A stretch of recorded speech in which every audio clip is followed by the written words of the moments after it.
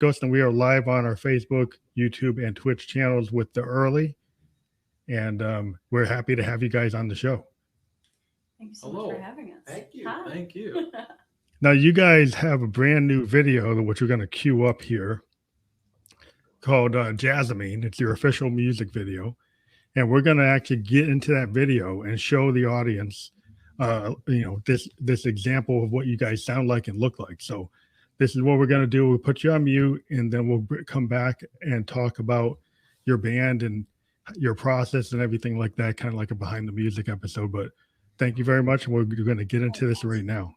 Cool. Sounds good. Yeah. Thank you.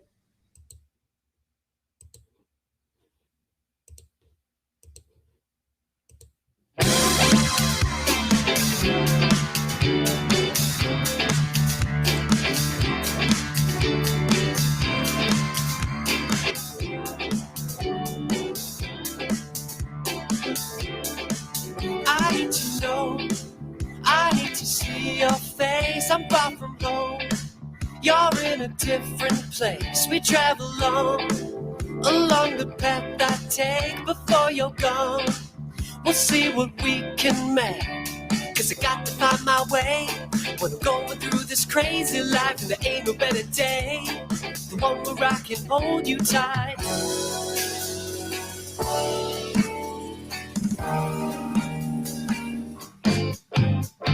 Jasmine, you could imagine how this could happen. Jasmine, there was a time before I knew your voice, before your love. I didn't have a choice. You gave me love. You gave me so much more. You gave me all that I was looking for. 'Cause I got to find my way when I'm going through this crazy life and there ain't no better day. The one where I can hold you tight. Jasmine, you could imagine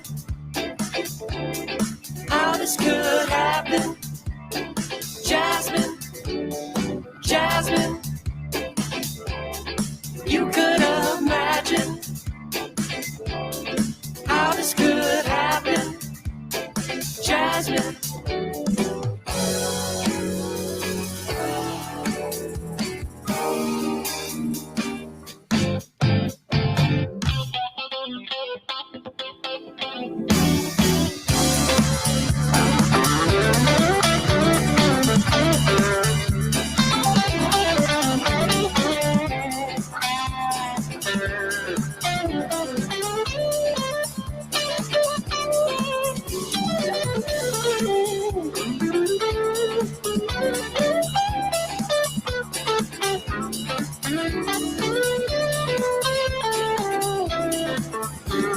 Sprite tequila, the poor man's margarita. Sprite tequila, the poor man's margarita. Sprite tequila, the poor man's margarita. Sprite tequila, the poor man's margarita. Sprite tequila, the poor man's margarita. Poor man's margarita. Sprite tequila, poor man's margarita. Poor man's margarita. Sprite tequila, poor man's margarita. Poor man's margarita. Sprite tequila. That is the Erly, and that is your Jasmine video. And now we're back. So we should have you guys back on the mic. Hello. Yeah, we did that right. So we did it right. That's good. So yeah, that's a really cool band video. You get the whole band, playing together and acting together. And so, like, who actually came up with the storyboard and the script for that? This one. That's me, baby. Yeah, so I wrote and storyboarded it and directed it and yeah, edited it with our videographer. His name is Max. You know, shameless plug to Max. He is absolutely amazing. Yeah, he's phenomenally super easy to work with, very professional, and yeah, we had a great time. We shot it all in one day, edited all the next, and it was out there. So So have you done that kind of thing before? No. Definitely not to this extent. Yeah, no, not this this much, but. So is that song representative of the sound for your whole project? Yeah, do you have like an EP and an album, full album? Yes. Yeah, I would say we felt this was the best like first single from the album. Very much so a summertime vibe. We kind of wanted to capture it in a way that was kind of also hilarious in the video with our extravagant shirts and different patterns, and just trying to look a different era. And we really want to, I guess that's what we want to instill is like throughout this album, you're going to hear something not of This time period. Yeah, but at the same time still has a pop feel to it. Yeah, it still has like I'm a child of the 70s, right? Exactly. Yeah. Like, and I think I was talking to you about the Carpenters and the band that sounded like them. Yeah, and I'm a big, I grew up with like all that 70s singer-songwriter stuff. Nice. And being a synthesist, I was following Stevie Wonder, Funkadelic, Pink Floyd, all the Keith Emerson, Pete Townsend, like anybody that was into synths. That's what I try to do, is try to bring that progressive. Like, yes, is my big, like they're my idols. Yeah. Genesis, like the Peter Gabriel Genesis. That's kind of where my head's at. So hearing that kind of funky sound, that's like a 70s familiar sound, that's pretty cool that you guys are doing that. Yeah, Thanks. you would love to know that song started on a piano. I mean, that's where I based the song from. From there, Alyssa really built a lot on it. We'll get more into how that process happened as we talk about, recording this during quarantine and such. But yeah. So I like to always ask a band my core sound questions that I ask, because kind of get into the whole idea of this episode is I get into this like behind the music type of thing. So when did you guys first get into music? Who wants to answer? Like, what age did you guys first start getting into music? Maybe all of you around the same age, but each one of you can kind of talk about that. Sure. You want me to go? You Sure. go from this side to that side? Yeah. However you want to do it. We're down the line. Okay, so I have, basically been doing music my whole life. I like popped out of the womb riffing. Popped out and I was just like, hey bitch, I'm here. Hello. I started vocal lessons when I was 6 because I grew up, wanting to be Mariah Carey basically, and my mom was like, you're gonna blow your throat out, sweetie. Like, we gotta get you some help. So started vocal lessons there, and I've been playing keys for about, I would say 12, 13 years now. And so yeah, kept going with lessons, was in choirs, that whole shebang. Had a progressive metal band in high school. Nothing happened with that, obviously. So here I am. Yeah, I started playing guitar when I was 14, I think. I think one of my first influences was probably Aerosmith, and then from there it went into like more 90s, like Green Day and Nirvana, then kind of went through the whole pop punk phase in high school. And then towards college more, I kind of got more into folk and folk rock, and yeah, that's kind of where I'm at right now, and I just try to listen to as much as I can, as many different things as I can, kind of educate myself musically. Yeah, and so I started drums kind of when I was like probably like maybe as early as like 10 or 11 or something like that. Didn't take it too seriously, but then I saw the Beatles movie Help, and I instantly was like, okay, I want to do this now. So Did you want to be a drummer because of Ringo, or because of somebody else? It was, I think, honestly, it goes back to when MTV had music videos on TV. Okay. I saw the band Jet playing Are You Gonna Be My Girl, and the drummer looked awesome in that. So I think that's what made me want to play drums. But then Ringo was the one that made me want to stick with it, I think. So playing Beatles records and all those other kind of 70s records nonstop. And then it's so interesting that the Beatles are even today are still inspiring so many bands. Very much so. Yeah. Yes. It's crazy. Absolutely. Yeah. I come from a musical background. My my grandmother was a classical piano player, also played in the church on organ. My father is basically my first guitar teacher, one I had for most of my life before I moved off to college. I teach guitar. My first instrument, though, was piano, much more visual for me, a lot easier for me to pick up quickly. So I would say I've been studying that for about 15, 16 years, but guitar, 12. Other than that, I like to dabble with bass as well Collin. Other than that, I would play in the Laporte Orchestra, just session. Probably my biggest claim was playing for Wayne Newton.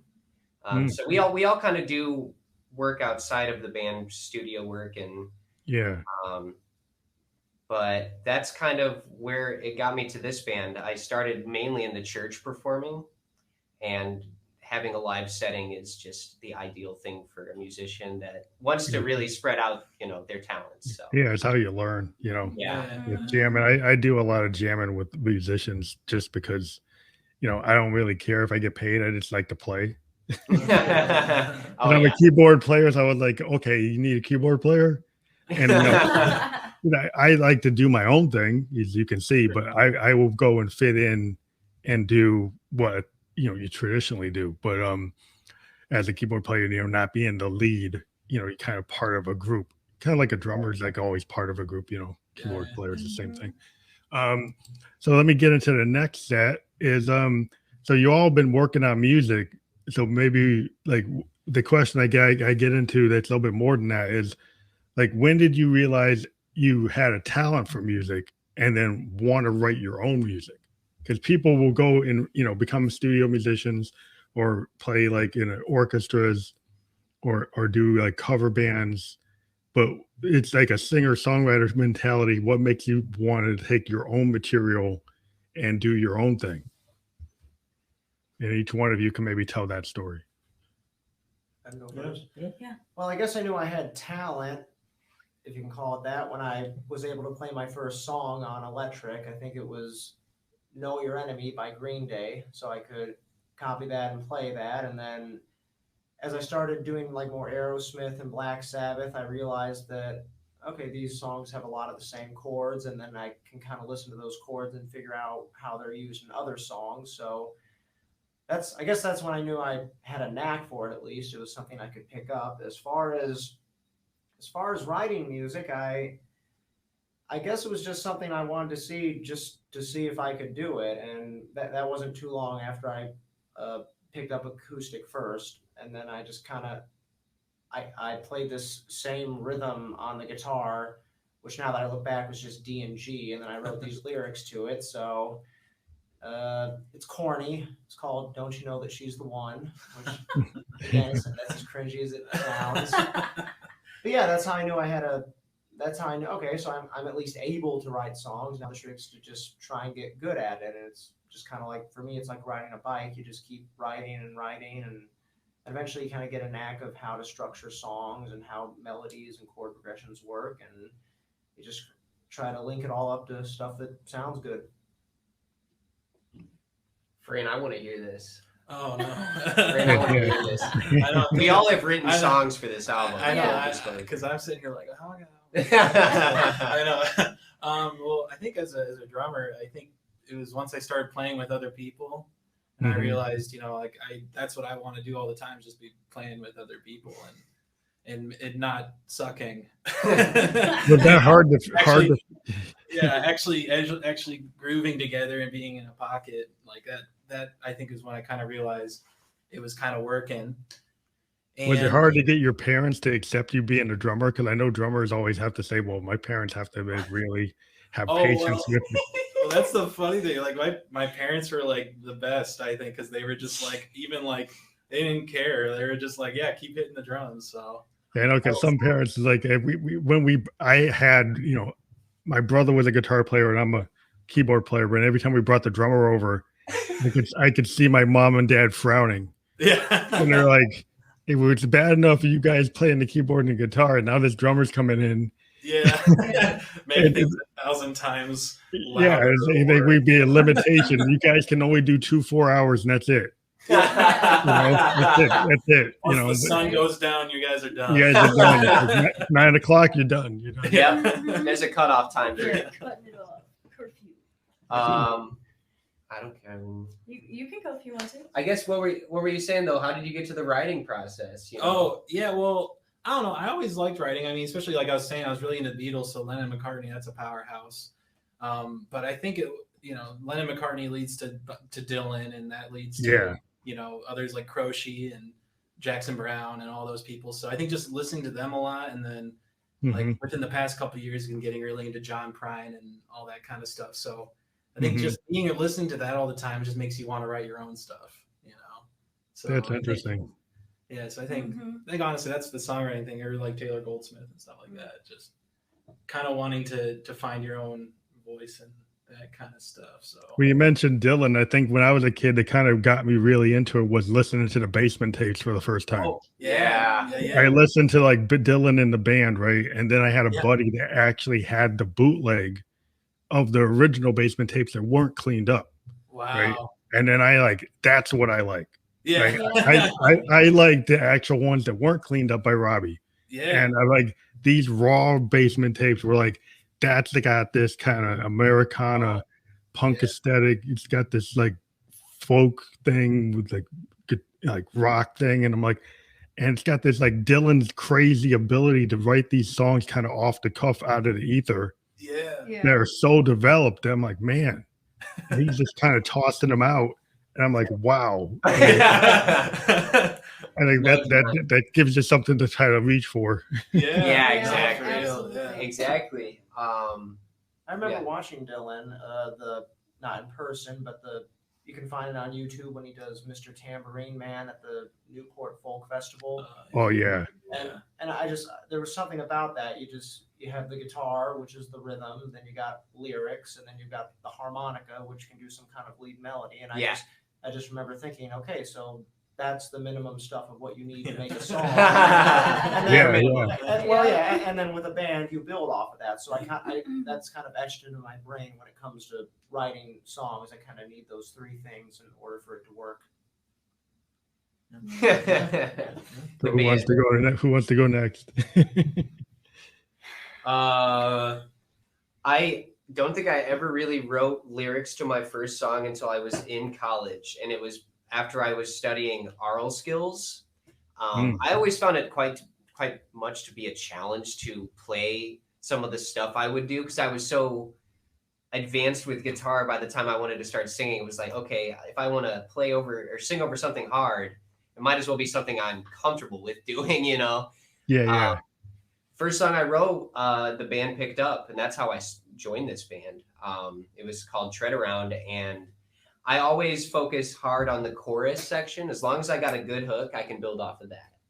Yeah, it's kind of like the old like Motown method. Like exactly. if you get into like the Funk Brothers and everybody's like, do you have a groove or do you not have a groove? Right? Exactly. Yeah. So it's like you get into like the old soul guys. It's like, yeah, it's got a groove or it doesn't have a groove. It's got a drummer. The drummer's got it or he doesn't have it. And then he's like, okay, if everybody's grooving, you put it in the tape cassette and you drive around town and people start liking it, then you got it. Yeah. That's great. I mean, the ultimate goal for my writing was that I wanted it in front of people just to see how it was. It's a stressful moment the first time you take a new song out. Yeah. But like the worst they can do is not like it. And then you learn just as much, if not more, than when they do appreciate and like it, Yeah, I mean, that's why I like to just go in front of audiences, which is harder today because of COVID. But I kind of created this platform where, I go out live from my studio like all the time, because I will actually, one of my techniques is I actually will do stream of consciousness rehearsals and just, do like an hour worth of recording. Cause I kind of read about Frank Zappa, right?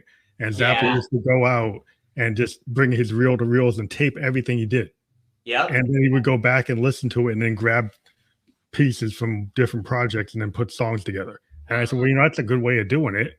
because then you just kind of force yourself not to have to stop. Yeah. Right? You keep on stopping and starting, but if you just say, I'm going to go live and just let it be. Yep. Yep. And then you can, the magic just somehow happens because you know you can't, because you're live, you don't want to keep on stopping and starting. So you just do it. No, for real. Through the process of writing, we were constantly using the more modern technology of voice memos on, like an iPhone 12.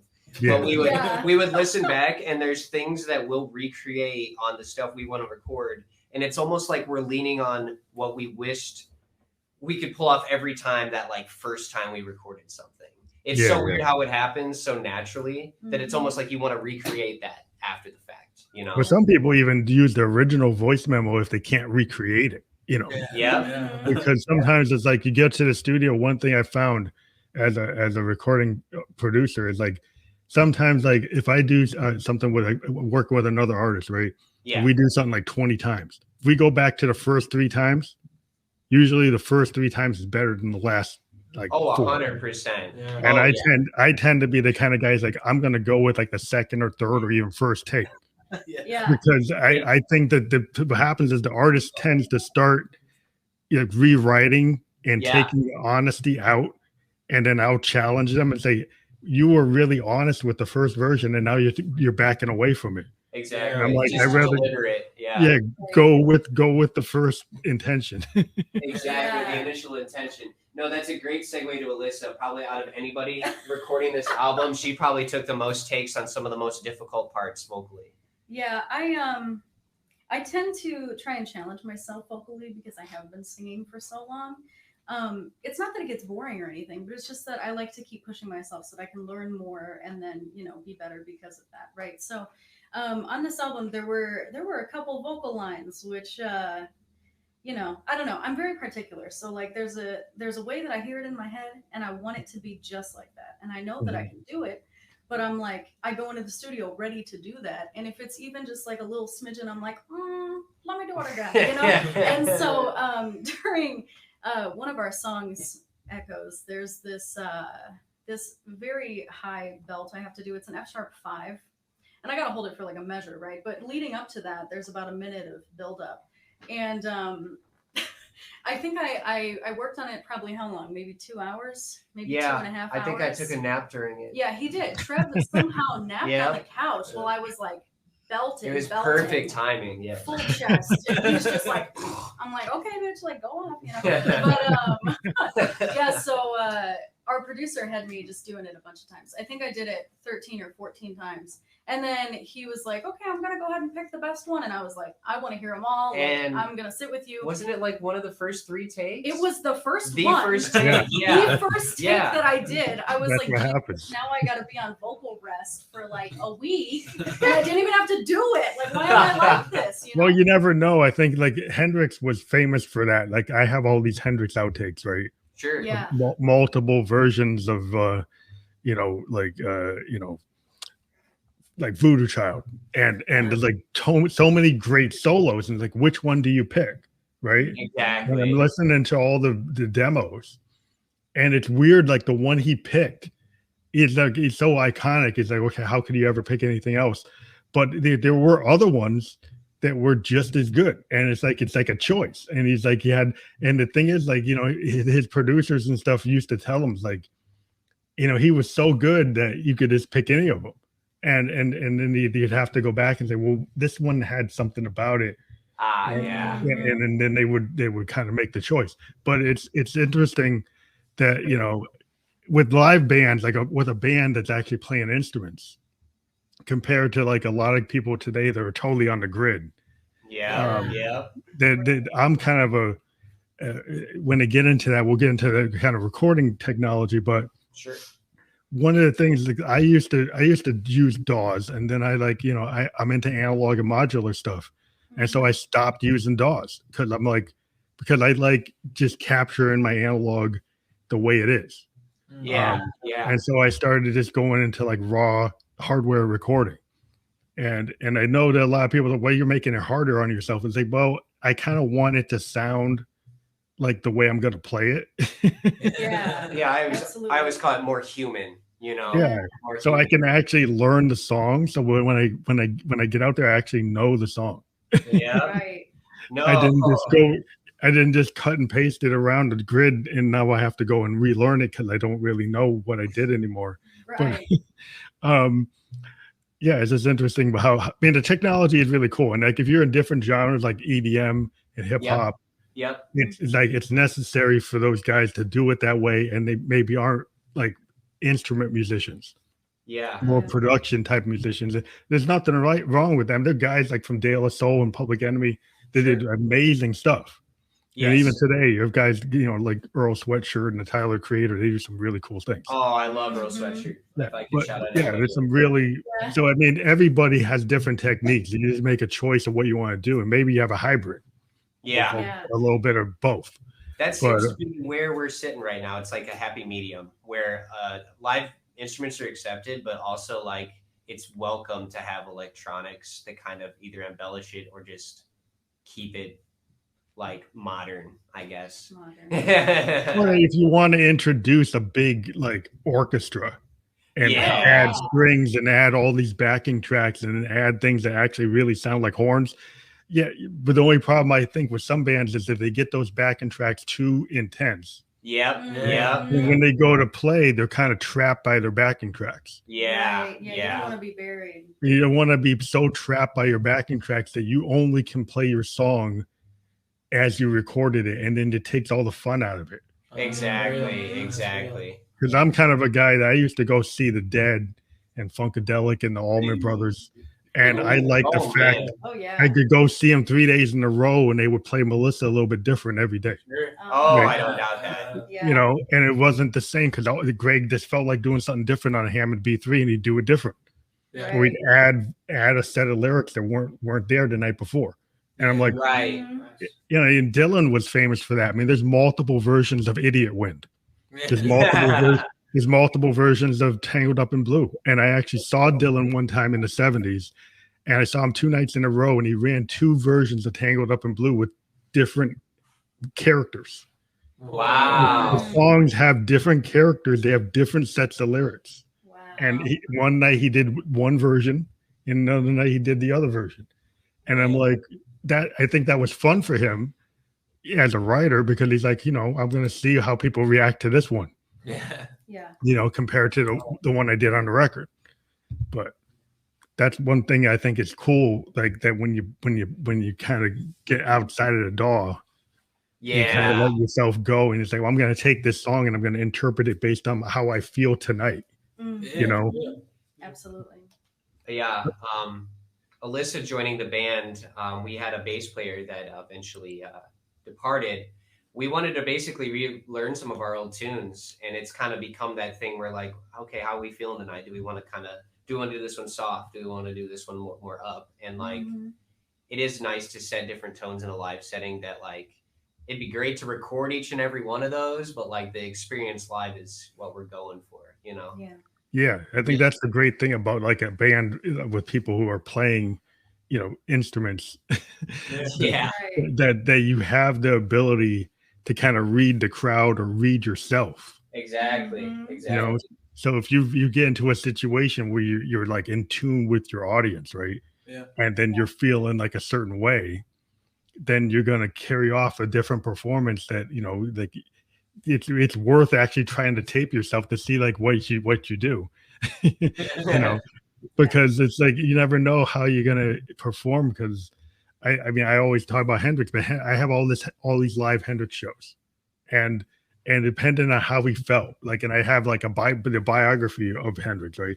And some nights, like, he had like a breakup with one of his girlfriends, and then he went out and did like Red House, and the Red House that night had this intensity that it never had before.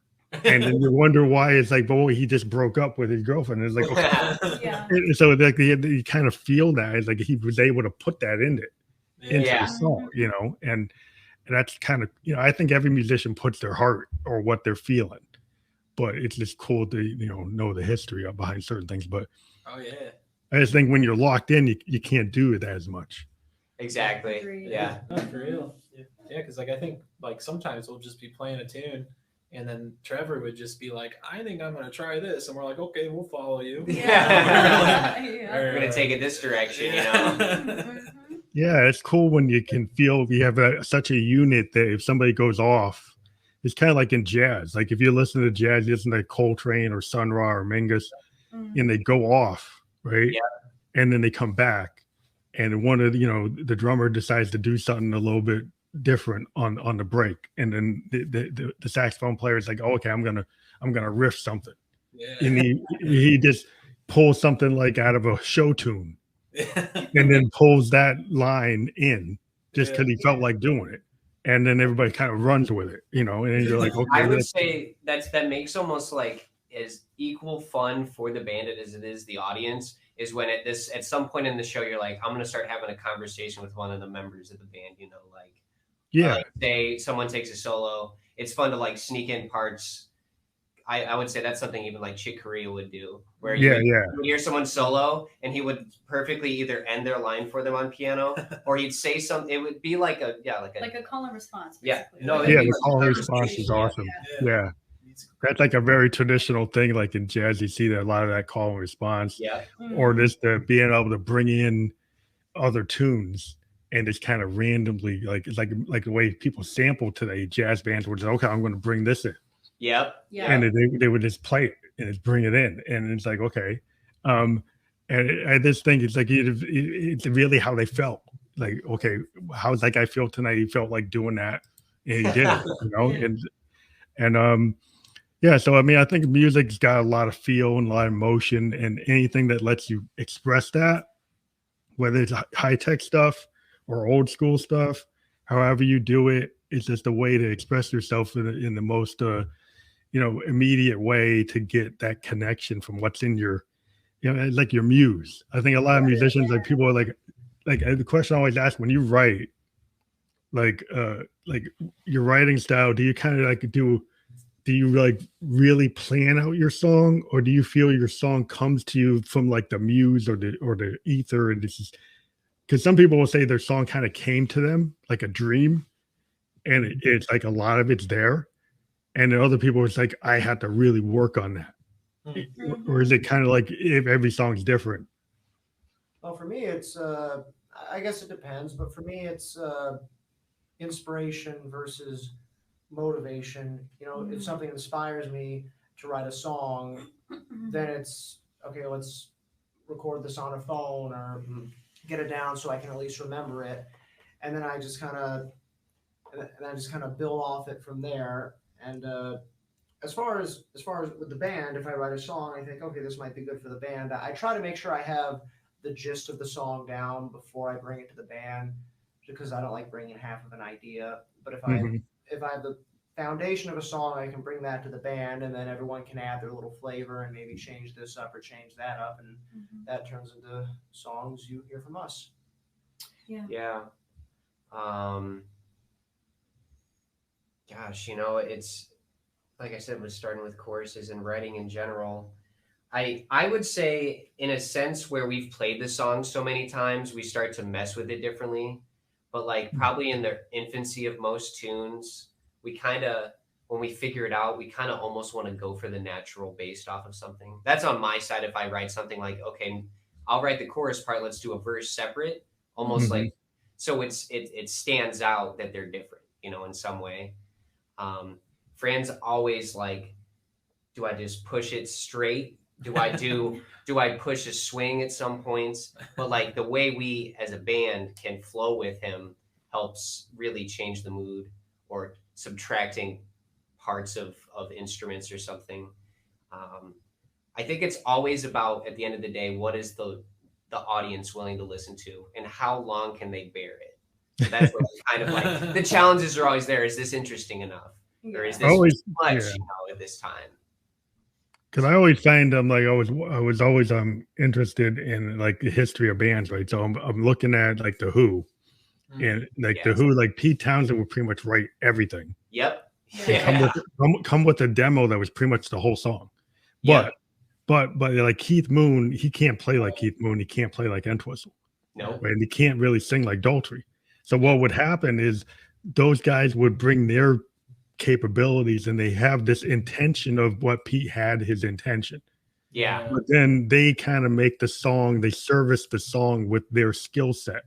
Sure. So when you get End Whistle and Moon kind of just soloing through the whole song, giving it this different energy than what Pete had, a more steady beat, but then suddenly you get this kind of jazz kind of crazy thing going on, and then Baltree taking Pete's like sensitive voice and belting it out with this like powerful lead singer, right? And it changed the whole dynamic. And so you get this kind of roadmap, but then the band brought their skill set. So everybody, the bass player, he brings his skill set, the drummer brings his skill set, the singer, you know, takes the song and gives it the passion, you know, that Daltrey gave it compared to Pete's passion, which is a different type of thing. Sometimes people say, well, Pete's songs are actually still good. You know, so sometimes you want to hear Pete doing Behind Blue Eyes. Yeah. Because the way he does it. Yeah. But you know, Daltrey does it a different way. So it's interesting, like when you're in a band, it's like, how do you decide what flavor or what direction you're going to go? But I think you try to service the song, the intention of the original song. Oh yeah, absolutely. Well, yeah, like I definitely agree with that, especially with drums. It's like if you do too much, it's like no one's gonna want to listen, you know. Yeah. For one thing, as a drummer, you just got to serve the song. You know, it's just that's what I think in the writing process. Definitely. I always ask them, you know, am I doing a little too much? Too much, yeah. And you know, he'll start thinking real hard about simple choice in portions, even, you know, like, do I hit the ride? No, staying on hats. You know what? Just through hats, no hits. That's a big thing. That wouldn't Ringo just no crash, no cymbal, just straight. Yeah, Ringo was good at keeping that kind of Motown feel. Yeah, yep. He kind of, I think he was a good student of like listening to Motown and figuring out how to integrate that into like a power pop band like the Beatles, right? So you take that pocket drumming that the guys at Motown could do and do these 3-minute, 4-minute songs, but then they have the Beatle chords, and then you've got the stuff that you know, they were able to introduce the psychedelic elements, and so then they started to get beyond like just normal songs. They started to, you know, go into progressive stuff that became like what the Pink Floyd and what Yes and what Genesis started to do. After, you know, you get, you know, Abbey Road, and you get those albums where they start to actually do more progressive type of construction. Yeah, for real. Yeah, and I'm probably more of a fan of when they start going that way. Oh yeah. Because all my songs are 6-7 minutes, so like, you know, where my head's at. Which is great. Great. Little progressive elements coming through. Yeah, it's like, but the problem today is like, I get all these guys are like, can you take that down to 2 minutes?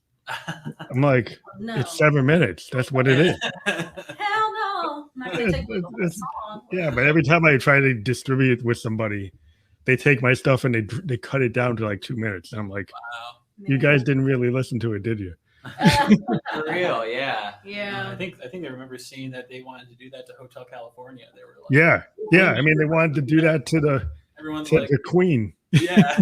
Oh, Bohemian Rhapsody. Yeah, that was definitely a Freddie Mercury like image, you know, where you just got to roll with it, and they did. Well, he forced it because he went and had it filmed, right? Yeah. So the way they got it through, the history on that is the record label said they were not going to release that full song. Right. No. They weren't going to do it. And then he went and had it filmed and then sent to TV stations. Wow. And then when the TV stations ran it, then suddenly radio started getting requested to play the whole thing.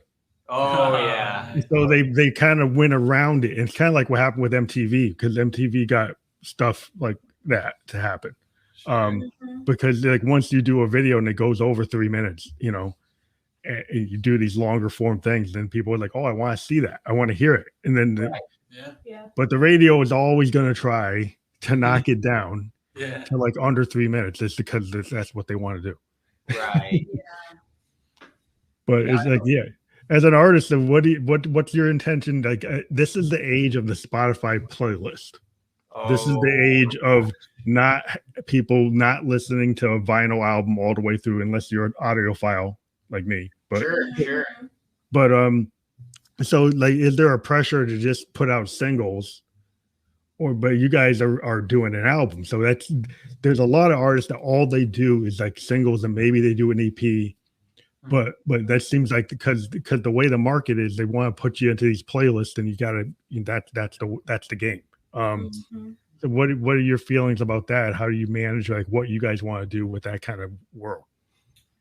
I mean, I guess that just comes down to the writing process. I think we decide, okay, does this feel too long? Because there's a difference between a song being long and then feeling too long, and then a song being short and then just feeling too short. So I think those are the only times we think about how the length of it is if it sounds good performed live and stuff like that. And then after that, then we decide, okay, this song was the shorter of the bunch. Maybe this could be a single or something. It kind of has a poppy feel to it, but that all comes after the songs have been written. Yeah. Well, yeah, and I think like for like doing singles, EPs, and albums, like I don't know, me personally, I've always been an album person because I love syncing. Sure, you get the first couple singles, but then I like to dig into the other tracks and then just kind of, because then those eventually kind of become your favorite tunes. So I don't know, just me personally, I'm just like, I don't know if like I don't know, single and EP. I mean, you put out the singles, but it's just love to have that full album. Just yeah. I think there's still a market for that. People wanting to. Yeah, it seems to be coming back because of COVID. Not to come, but people seem to have a little bit more time on their hands because they're home so much, or they're not doing what they were doing before. So, vinyl has a resurgence. Oh, and absolutely. So the thing about vinyl is it makes you listen to a whole project. I mean, I'm a child of the 70s, why you got Led Zeppelin 4 with my brother. We were like, damn. For the first time when we heard this, like, in 74 or something, like, or 73, but we were like, what the hell? It's like, we just like, we're just vibing on it. And we just kept on flipping it over and listening all the way through. Yeah. And we were like, the same thing when Pink Floyd, Wish You Were Here. And it's like their design was like, you had to listen to the whole thing. Yeah. You couldn't just you wouldn't just take the style and go jumping around a record. Like, you put it on, and you would be with your friends in the basement and you listen to the whole thing. Yeah, I think that's really the ultimate goal, is to kind of make an album that feels like a complete project. Like, of course, we're going to release the singles to like appease the Spotify algorithm to get us on those playlists, or like to generate buzz for, the actual album coming out. But that's something that we really worked hard on, is trying to make it sound cohesive, like it's a unit. Like all the songs bring something different to the table, but they all correlate with one another, and it all sounds like one project. Or I hope it does when you guys listen to it. But so I mean, that's the magic on an album, because I mean the whole point is that it is like this cohesive thing, whether it's a concept album like Tommy or Quadrophenia. A classic album from the 70s wasn't necessarily Tommy. It was the fact that you could have Tapestry, or you have these like anything the singer-songwriters would put these albums out, and it's not a concept, but the songs go together. Oh, sure. They have a feel. If you go listen to the classic Steely Dan albums, they're like, there's no concept, but somehow all the songs work together like there is a concept. Yeah, exactly.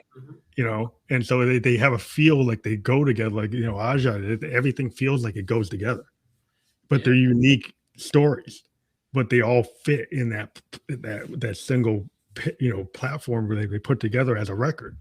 And that's what I love. And it's weird. It's interesting that, like, in hip hop, it's very popular to have these like album oriented projects, but rock seems to have gone away from it. But then I see more bands trying to come back to it. Like, I've been talking to bands in the last year, like yourself, band more like your band, and they are coming back to it. In the indie world where we are, there's a lot of bands that say, I designed this. This is a project. This is an album. It's not just one song. Yes. Yeah. Absolutely. For real. Yeah. I think that is kind of the goal with this. The track listing for this was a lot of fun. Trying to think of, I would think too analytical about it, like, oh, it's in the same key. Oh, this person's on it.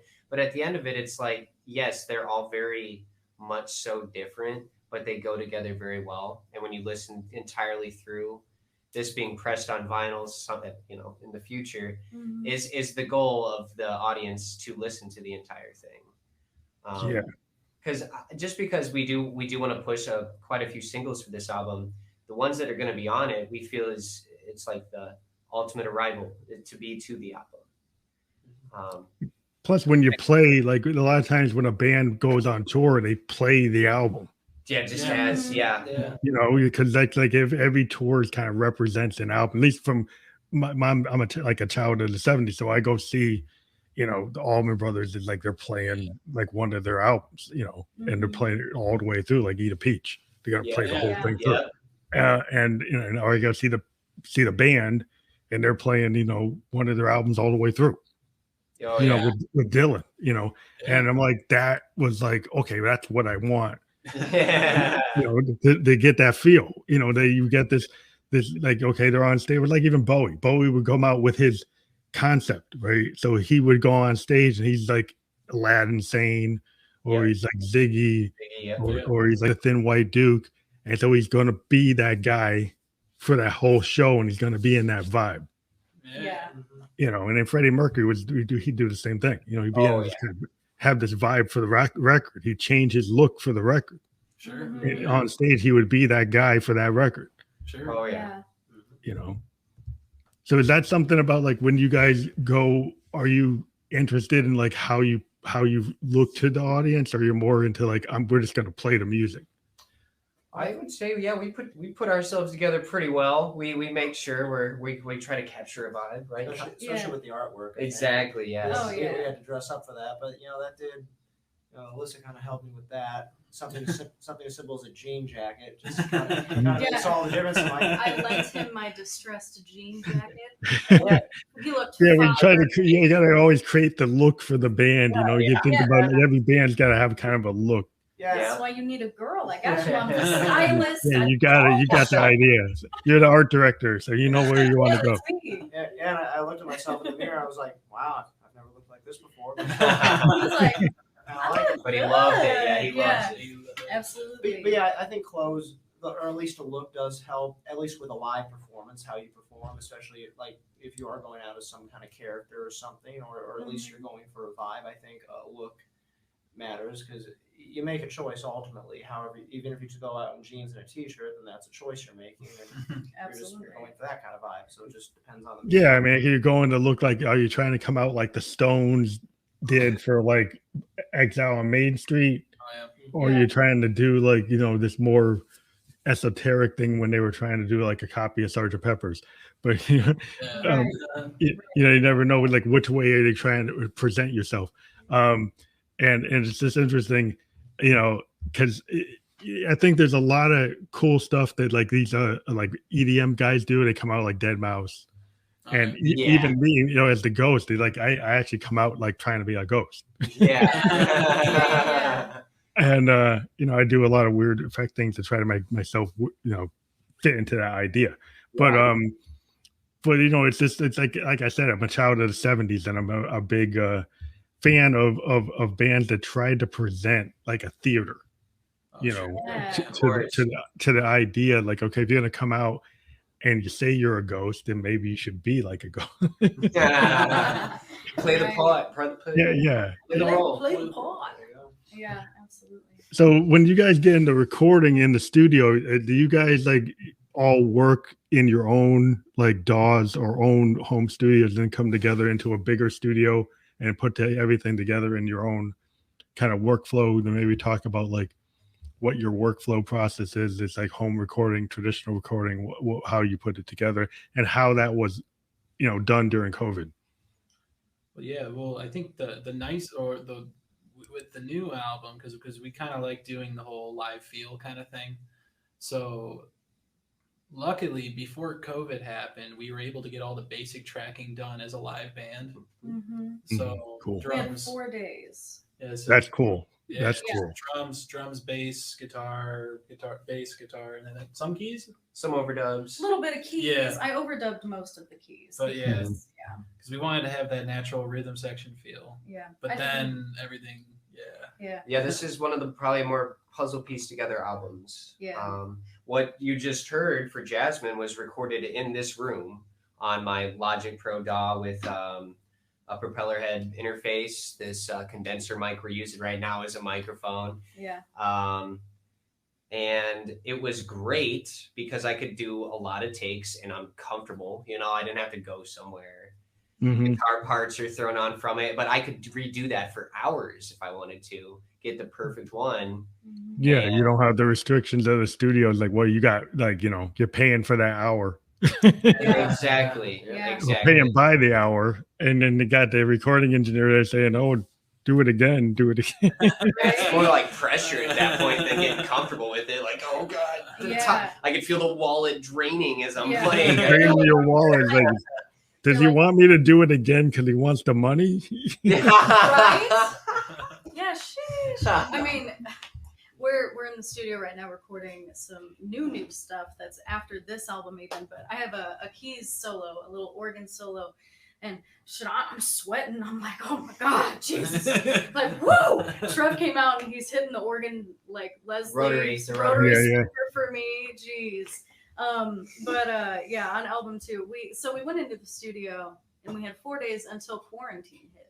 So it was like, we got in, we did the basic tracking, we were getting ready to do the vocals and everything, and then it was like, oh, just kidding, the whole world is on lockdown. And we're like, oh, okay. Well, at least you got it done. That's cool. Right. Yeah. Right. Yeah. So most of my keys were overdubbed because we were actually waiting on my Nord to come in. I play a Nord Stage 3 HP76. And Nice board. Nice board. thank you. Yeah, I love my little baby. But I ordered it on Reverb and it was coming from Czechoslovakia. And because of COVID, yeah, It took a while for it to come. it took a hot minute. And so yeah, because I wanted those other sounds and things, we ended up overdubbing my keys. But it all worked out. I mean, once quarantine hit, we did everything remotely. So Trev was recording vocals, like you said, in this room.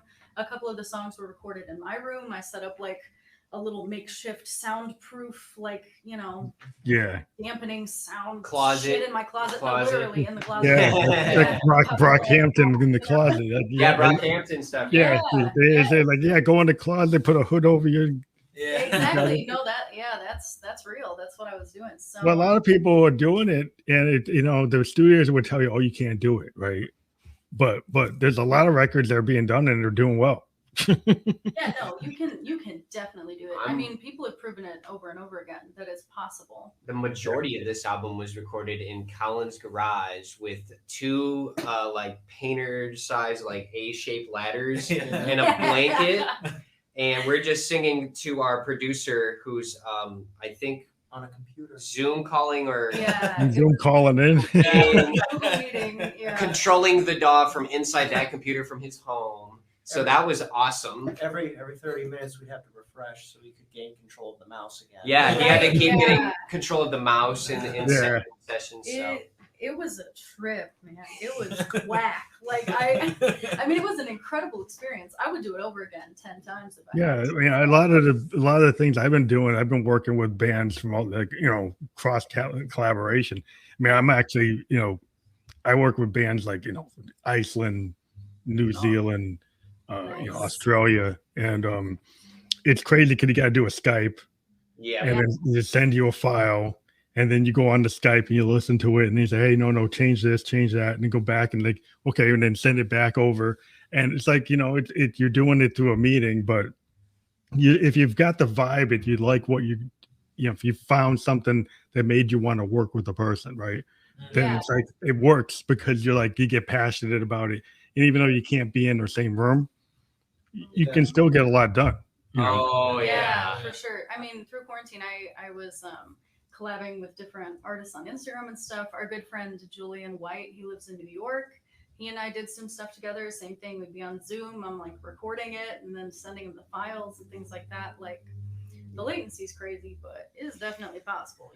Like Yeah, I mean, it would be cool if somebody would build. I mean, I heard there are people gonna would build a DAW that actually has real time video capabilities without the lag. That's awesome. I mean, that's probably the future, man. That's honestly. my next step. Yeah. I really think that I've been pushing that for like the last 2 years, because like in 2017, I was doing this collab with this actress in Los Angeles, and she was in FL Studio and I was doing everything analog, and so Sure.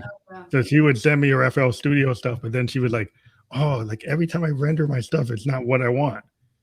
Exactly. And then I like, well, send it to me and I'll throw it through the analog stuff, and I got closer to what she wanted. There you go. But yeah, it's like, so I found a way to help. But yeah, it's just interesting, like how people, musicians, we keep on going even though there's this whole crisis, and some people are like, well, how can you still work? It's like, well, because I think, and I'll ask you guys, like when I do music, I do it because I love it, not because I'm trying to make money.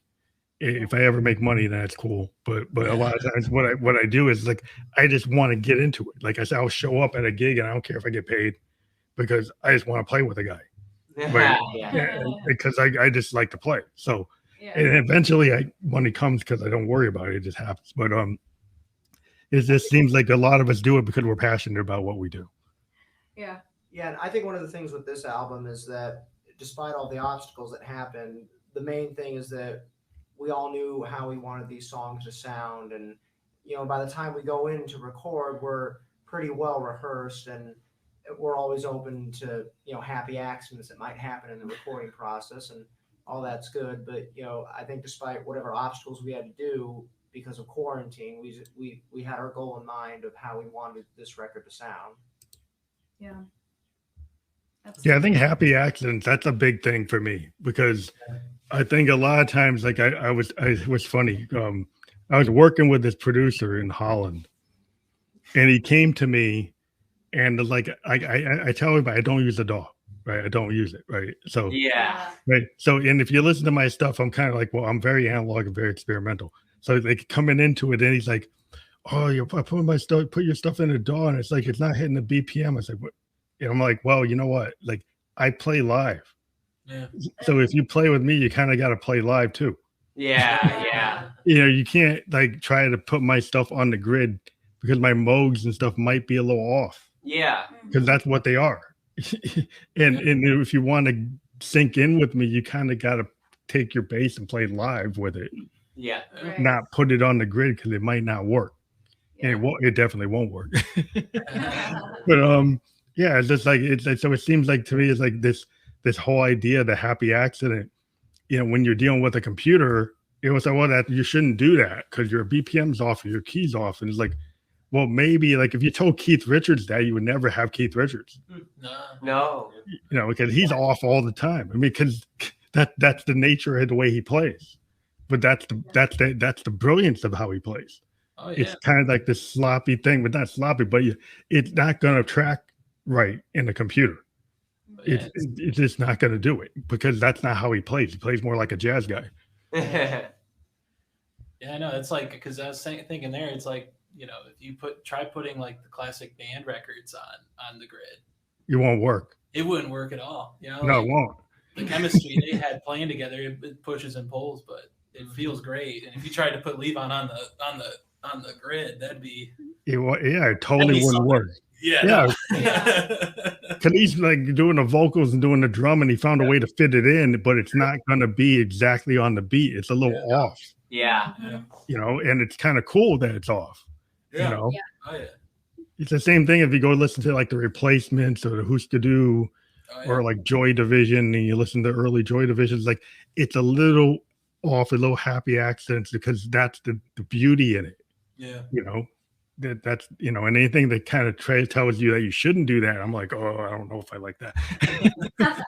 We were talking about the song "Miss You" by the Rolling Stones, and in the sax section, Oh yeah, one of my favorite drumming moments. doesn't he Yeah, full on miss a snare hit? I think. I think he did. Yeah, because the whole song, Charlie Watts on drums, is just laying it down like a 4 on the floor, just backbeat kind of groove. And then during the sax solo, it's like A run.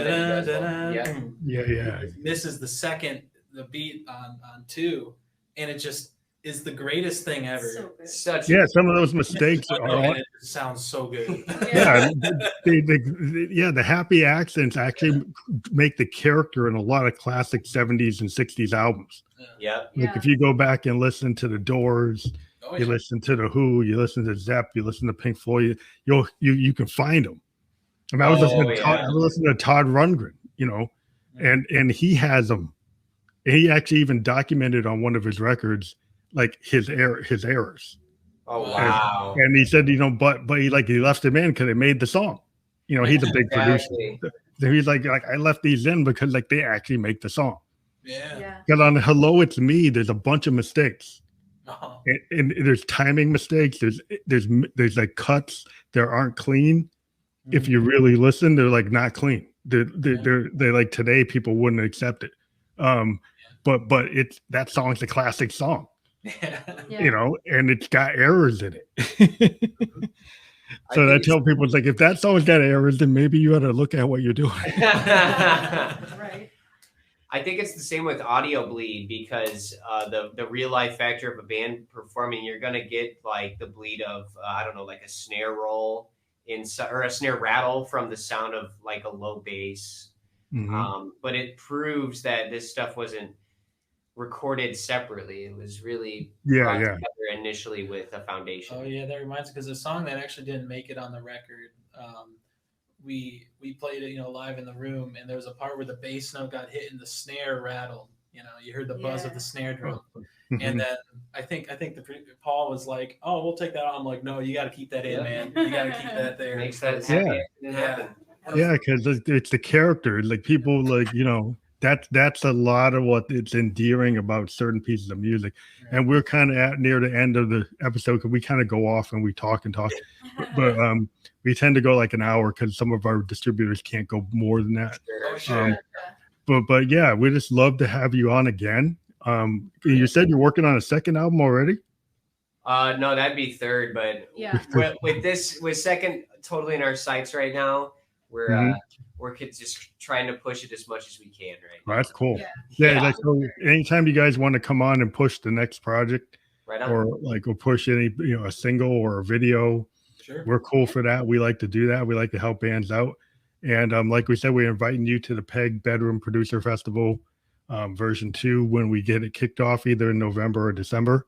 Cool. And we'll be pushing this out. Well, this is already out. But we'll be pushing like the audio version of the podcast, and you'll know when we're live with that. It takes a little bit, but we should be live on Spotify later tonight within an hour. Oh, sweet. All right. Sounds good. Cool. Okay, thank you very much, you guys. No, thank you, man. This is so fun. Yes. Yeah, well, tell your other bands about it. If you have other friends who are in bands, we love getting guests. We like building up this whole community of musicians around the world. And, you know, just because I do electronic music, I try to tell people, like, that doesn't mean that everybody on here is going to be like an EDM electronic guy. I interview punk rockers. I interview people from Nashville. I interview a bunch of classical musicians from Italy. I just like, I like the music, I like multiple things. I would listen to opera. I would listen to country. Oh, I listen to punk. I listen to everything. So I'm like a, you know, radio DJ who listens to everything. That's nice. Cool. So I feel like that hour, man, we barely scratched the surface. It's like, man, we got a lot to get into. We'll do it again. We'll do it again. All right, man. Thank you so much. Thank you. Bye. Bye. Good one. See ya.